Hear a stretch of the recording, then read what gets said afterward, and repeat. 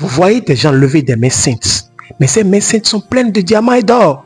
Alors qu'à la maison, les employés manquent de tout. Quelqu'un qui travaille pour vous et ne peut même pas recevoir la moitié du SMIC. Comment est-ce possible de faire travailler quelqu'un et de lui donner des miettes? Est-ce que ce que vous allez lui donner peuvent lui permettre de supporter le transport? Alors que votre cadre de recharge en une semaine vous coûte énormément. Et il est dit, voyez, il y a une différence entre être juste devant Dieu et être équitable. Être juste, c'est avoir la capacité de se tenir devant Dieu. Mais être équitable, c'est fonctionner comme Dieu. Je peux prendre une voiture. Laissez-moi vous donner une illustration claire. Je peux prendre un taxi à Kubwa. Et parce que le chauffeur ne connaît pas la distance, il peut me facturer 1000 naira. Il est juste que je lui paie 1000 naira parce que c'est ce qu'il a demandé.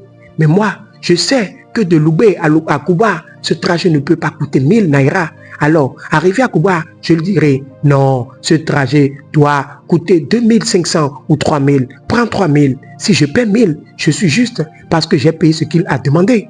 Mais parce que je suis équitable, ma conscience ne me laissera pas faire cela. Si ce n'est pas le cas, ton jeûne est un acte d'hypocrisie. Même si tu jeûnes pendant 70 ans, Dieu le saura. Ainsi, la deuxième chose qui définit le concept du jeûne, c'est la capacité d'être bienveillant. Dans la justice et l'équité, les uns envers les autres. Si cela n'existe pas, ce n'est pas un jeûne. Certaines personnes jeûnent pendant 2 ans. Dieu dit, vous avez simplement perdu votre temps. Et faites attention de ne pas finir avec un ulcère. Car si la puissance de Dieu ne repose pas sur votre jeûne, il y aura un déséquilibre chimique. C'est pourquoi beaucoup de gens jeûnent jusqu'à tomber malades, voire mourir, parce qu'ils jeûnent avec de la méchanceté, avec de la malveillance, avec toutes sortes d'impuretés charnelles. Dieu ne reconnaît pas cela. Donc, la deuxième chose qui définit le jeûne, c'est la justice, la droiture, la bonté, l'amour et la dévotion les uns envers les autres. La troisième chose qui définit le jeûne, c'est la séparation dans la prière. Vous ne pouvez pas jeûner sans prier. Plus de 70% des fois où le mot jeûne est utilisé dans les Écritures, il est associé à la prière. Un jeûne sans prière est une grève de la faim. Dans Matthieu chapitre 4, verset 1, la Bible dit que l'Esprit conduisit Jésus dans le désert pour être tenté par le diable. Il y resta 40 jours et 40 nuits et il jeûna et pria. Il est impossible d'être séparé pour Dieu sans que l'appétit pour la prière ne soit éveillé. Chaque fois qu'un homme jeûne véritablement, il y a un fardeau pour la prière. Enfin, le jeûne est un temps pour nous humilier. Dans Deutéronome chapitre 8, verset 3, il est dit, il t'a humilié, il t'a fait souffrir de la faim, afin que tu saches que l'homme ne vit pas seulement de pain. Chaque fois que les hommes jeûnent, ils sont humiliés, même s'ils ne le veulent pas. Votre énergie physique diminue. Même le plus fort des hommes, après 3 jours sans manger, le remarquera. Avant même que cela n'affecte votre âme, des processus biochimiques commencent. Votre corps change, votre apparence se modifie. Après 7 jours, vous verrez votre visage originel dans le miroir. Ce n'est pas cosmétique. Le jeûne remodèle votre statut. Plus important encore, Dieu commence à parler à votre âme. Parce que souvent, pris par la vie, nous n'entendons pas la voix de Dieu. C'est quand nous sommes séparés que Dieu nous parle. Le combat est entre la chair et l'esprit. Quand un homme se sépare pour Dieu, Dieu commence à traiter les problèmes de la chair. Le jeûne est donc un temps d'humiliation. Dans Psaume 35, verset 13, la Bible dit « J'ai humilié mon âme par le jeûne ». Si ces 4 éléments sont en place alors que votre jeûne est correct, et il peut produire des résultats. Aujourd'hui, nous parlons de la puissance du jeûne. Et cette puissance s'appelle la faveur divine.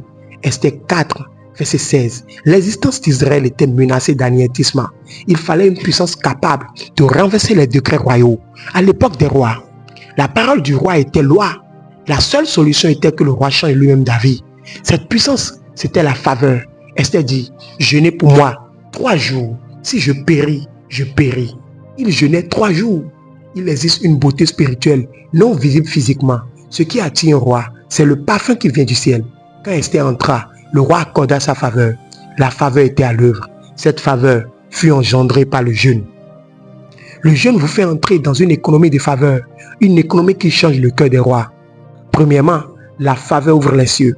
Aucun territoire ne peut vous limiter quand vos cieux sont ouverts. Corneille jeûnait et priait. Les anges furent mobilisés. Le jeûne ouvre les cieux. Deuxièmement, la faveur commande l'allégeance des hommes. Même Jésus a grandi en faveur devant Dieu et devant les hommes. Troisièmement, la faveur provoque le transfert de richesse. Ce n'est pas seulement le travail qui produit la richesse, c'est une puissance. Cette puissance s'appelle la faveur. Et l'un des moyens de générer cette faveur Hello, hello famille, merci d'avoir suivi cette vidéo jusqu'à la fin. Si ce message vous a parlé, likez maintenant la vidéo pour permettre à d'autres assoiffés de Dieu de la retrouver plus facilement. Abonnez-vous à la chaîne Eliel Kabod et surtout, laissez un commentaire pour nous dire d'où vous nous suivez et partagez votre expérience avec nous. En partageant cette vidéo, vous participez activement au réveil en Afrique francophone pour la gloire de Dieu et l'avancement de son royaume. Ici, nous diffusons des messages qui réveillent les consciences, restaurent la foi et embrassent le cœur de Christ. Alors, n'oubliez pas, likez, commentez, abonnez-vous et partagez. Que Dieu vous bénisse abondamment et à la prochaine.